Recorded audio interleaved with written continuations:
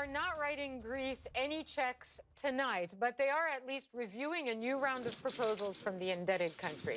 Now, Greece, it has to be said, is days away from a deadline to repay the IMF around 1.5 billion euros. This is why time is of the essence here. Economists worry that a default at the end of June could bring Greece a step closer to a messy crash out of the euro. These seemingly peaceful talks represent efforts to avoid that economic doomsday scenario by unlocking some fresh funds. Everyone is smiling there. It's a good atmosphere, at least it looks like it is on the surface. Now, the leaders' conclave happening at this moment comes hours after a finance minister's meeting. The Maltese Finance Minister joined me earlier to talk about the progress from that event. I started by asking him a simple question. Will we see a deal tonight? No, I don't think so.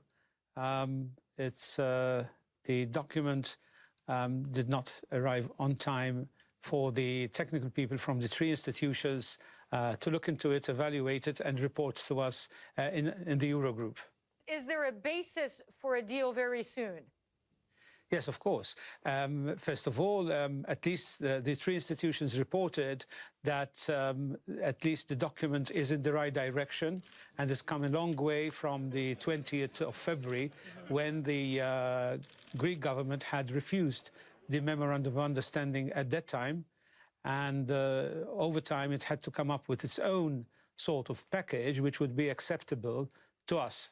And what concessions has Greece made that will make a deal possible? And when do you think that deal will be announced? Well, everybody is waiting that a deal would be announced, but it's when all the sums, all the values sum up, so to speak. We don't know the details. We all know that it's more on the fiscal side rather than on the reform side. But, you know, one has to go into the details, see where the gap, so-called gap which existed about a week ago, has been narrowed. And everybody is optimistic that an agreement would be reached over the next 2 days, where hopefully the Eurogroup would then be able to meet prior to the next summit, which was already scheduled for the end of this week.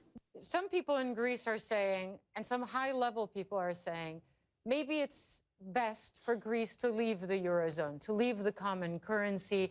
In the end, we're only being asked to make concessions that are hurting our economy, creating more unemployment. Maybe it's better to cut our ties. Is this discussed at all in the meetings as a possibility, the meetings you attend? No, first of all, from our side, from the Eurozone side, the political fallout is very big. It will be a messy exit. There are no rules for that. But I'm looking from the Eurozone point of view. From the Greek side, I think the majority doesn't want that either, because Greece will be on its own.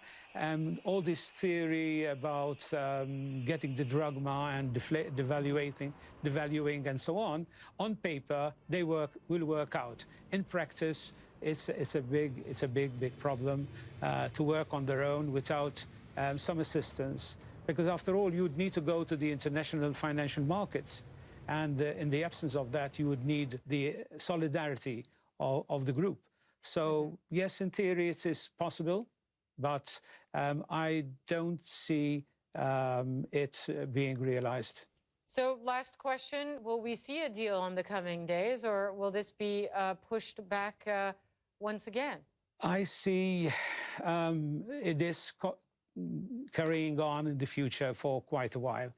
Even if we were to come to an agreement, this will be protracted, lots of conditions, then we'll see where the conditions are being met, implemented, and so on. So unfortunately, either way, whether it's a Brexit or even an agreement, Greece will still be on the radar screen for a while. There you have it. We are going to be talking about Greece for months, according to the Maltese Finance Minister, Scicluna. Now, let's